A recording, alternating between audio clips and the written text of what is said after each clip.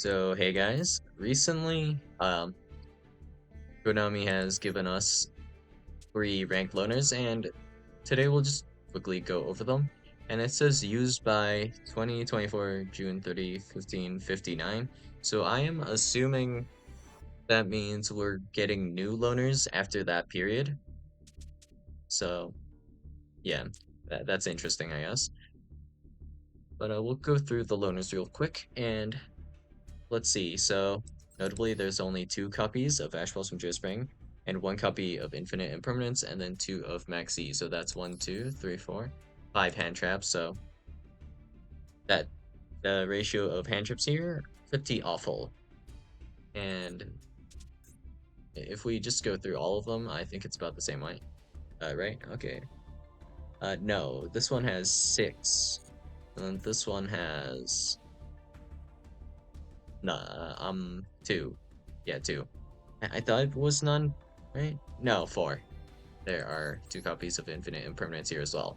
So four, six, and then, or no, four, six, and then five, I think, right? Yeah. So hand trap ratios, a little bit weird, but there are enough going second cards where it's not as bad. So in that regard, the awkward random one of kaiju, I don't think this is actually searchable, right? Uh, Add one light machine monster that can not be normal summon slash set. This can be normal summoned or set. So you can't add that, but okay. Now what's the primary combo we're going for here? Just going to Power Bond into probably Tech Rampage Dragon to OTK, and then maybe make Infinity. You can. So this one is like meh, but noticeably all of the extra decks for no real reason have only 10 cards in them. So that's pretty weird. I'll have to say that for sure. And in terms of how the decks are built, I don't 100% know how Cyber Dragon works, but I believe Galaxy Soldier is actually not a 2 of. This is usually going to be run as a 3 of from what I remember. Because this card is just incredibly cracked and allows you to go into infinity. So this is more 3 of territory than 2 of from what I remember. And their sales ban. Yeah, we definitely had room for 3 of these. That's all I'm gonna say, I guess. And then machine duplication is actually either a 2 of or 3 of from what I remember because Cyber Dragon. Uh, let's see. Is it hurts or I think you always want to do hurts and then you special summon like 2 copies of Cyber Dragon from your main deck or something. I think that was the line. It was something like that, and then you have a lot of material to do things with in general. And then we have Live Twin Sprite. Just because it's Live Twin Sprite, this is probably going to be the best loaner out of the 3. And we already took a peek at the Elblick deck earlier, and we saw Skill Drain in there. So that's kind of upsetting. And in terms of extra deck cards here, there isn't even a Sprite Elf, so that's awkward. But I mean, this looks pretty straightforward, I guess. Wouldn't be that hard to play.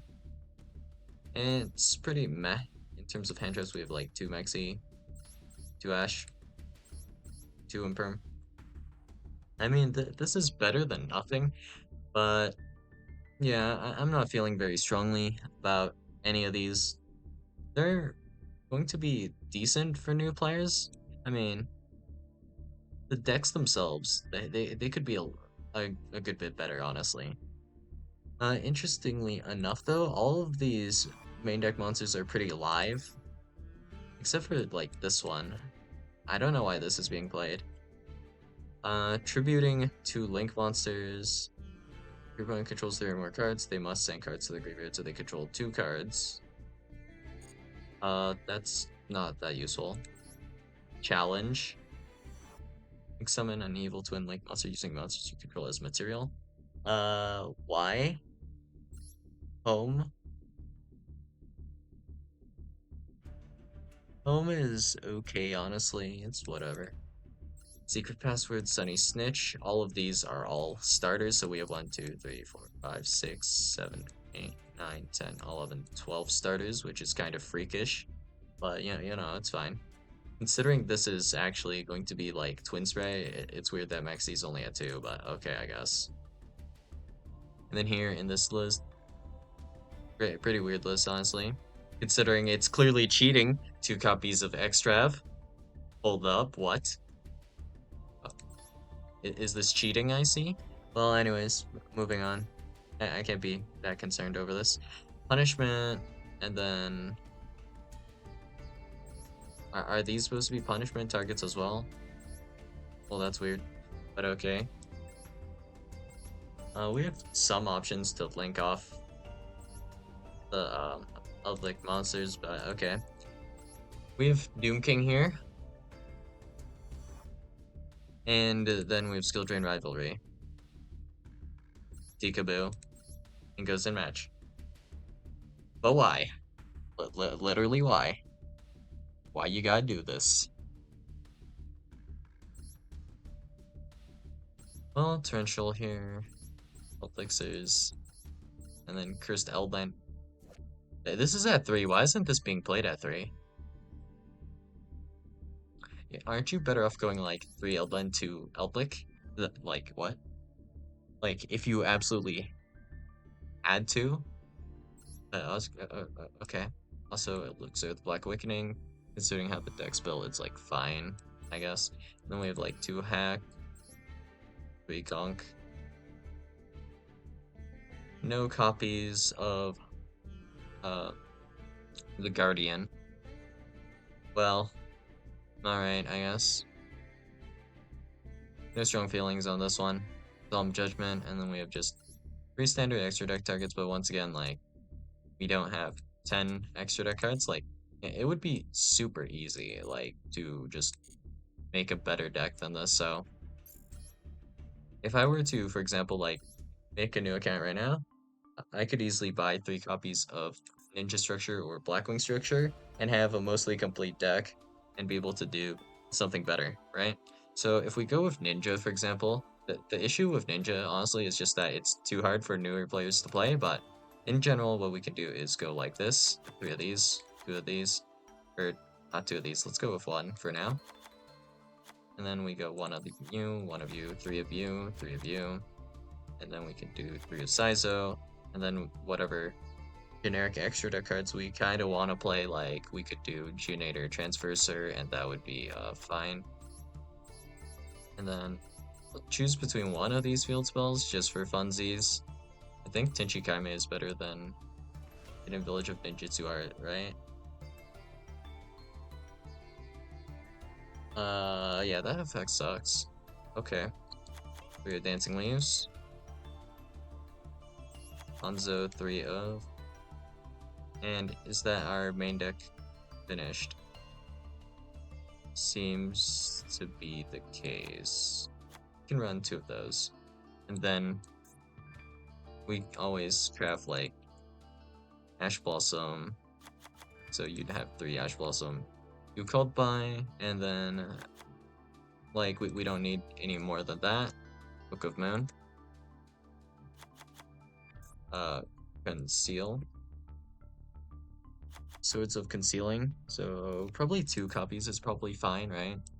No need to go too overboard on that. And just because this is a pretty insane, like, hand trap, we can go 3 Imperm.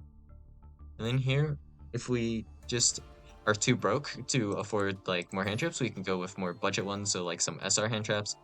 And we're pretty solid, but anyway. We also want, like, this. This. Probably, grab 1 of these guys, I guess. And then the rest of our links don't super matter, honestly. Yeah, I don't think they matter. So we'll go here, link, and then just throw in stuff we can just in general make. You cannot link summon this card unless you have at least 3 more cards in your extra deck than your opponent's. So Linker Bell, seeming pretty useless. But okay, we can just go like, I guess, Traffic Ghost, and then grab Track Black. And was there anything else that was kind of useful even? I think there was Witch's Apprentice is a rare card. No, it's SR, so let's not. So let's go linked, normal rare. Actually, now let's just put in Pentastag, whatever. We don't even need Pentastag in this list, it's just able. Actually, yeah, wait. We can put in like the code talker that we just get from on the structure deck, so decode. And then we have 15 cards in our extra deck. We can change these out later when we get better things, but in general, we have like a pretty functional deck here, and we just need to figure out what we put in our last 3 cards. So depending on exactly what we have, we could go like 3 draw if we want to invest in some SRs, but just in general, if we just check what we actually crafted for this, just right now, 1 of Oral Sword, so that's 1, 2, 3, 4, 5, 6, 7. So 7 ultras, right? 1, 2, 3, 5, 6, 7, 8. If we throw in these, it's like 9 URs, right? So not that bad. And we still have some room for things. Actually, now that I think about it, we don't. Wait, yeah, we don't actually craft the Ash Blossom and Infinite Impermanence, so we can take away one of each of these because you get one of these from the bundles, right? So we actually have 1, 2, 3, 4, 5, 6, 7 cards crafted here, and then it's pretty easy to just like throw in some free cards. So we get like a free Raigeki and free Lightning Storm, and then um, there's also a free reinforcement of the army, so we can just throw that in. So throw in Rhoda, and boom. Like, this is like fairly budget, right? And I mean, we can do test hands if we want here. Like, this is just cursed, but okay. That's also cursed. And here we have like a hand that's like fine, you know, could be better. Here, this is also fine. This is playable enough. This is like alright, I guess. But just in general, deck functions. I mean, if the deck looks awful from these hands, just know this is just how Ninja kind of plays. So, yeah, this is just Ninja. And this hand is fine. In general, they're all going to be like pretty whatever. Ninja isn't even like that super consistent, but there's not like a whole lot you can do to increase the consistency without going like overboard into like Isolde stuff. And if we go into Isolde, then we have to throw in like 4 equip spells and stuff. And then how do we go second? No idea. But yeah, the loners, not feeling anything super special about them, considering uh we just need to craft like a few rare cards for this, right? 1, 2, 3, 4, 5. These are the important ones.